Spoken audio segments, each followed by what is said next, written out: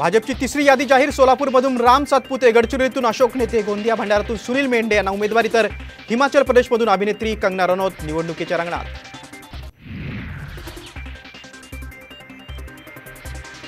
मनसे लोकसभा निवडणूक लढवणार नाही सूत्रांची माहिती, तर महायुतीला लोकसभेसाठी पाठिंबा देण्याची घेतली भूमिका।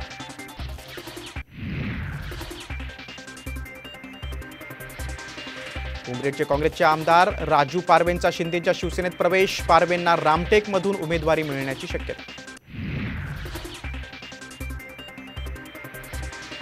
महादेव जानकरांनी वर्षा बंगल्यावर घेतली शिंदे फडणवीस अजित पवारांची भेट, महायुतीतच राहणार असल्याचं स्पष्टीकरण। रासपला राष्ट्रवादीच्या कोट्यातून परभणीची जागा देण्याचा निर्णय।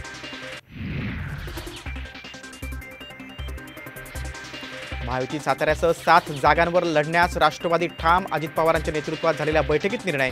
येत्या 2 दिवसात उमेदवारांची यादी जाहीर होणार असल्याची माहिती।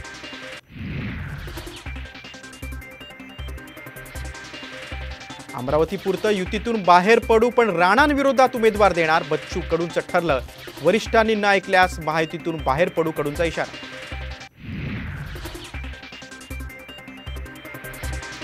विंचू अनेकांना डसला, महादेवाच्या पिंडीवर मोदींकडे जाऊन बसला। शिवतारेंचा अजित पवारांवर हल्लाबोल, तर शिवतारे विषारी प्रवृत्तीचे, नांगी ठेचण्याची वेळ आली, आमदार मिटकरींचा इशारा।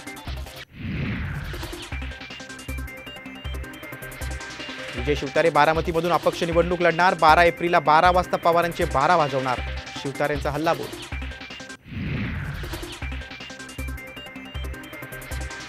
कल्याणमध्ये श्रीकांत शिंदेना पाडण्याची अजित पवारांनी घेतली सुपारी, आमदार जितेंद्र आव्हाडांचा आरोप, तर आव्हाड आग लावण्याचं काम करतात, मिटकरींचा पलटवार।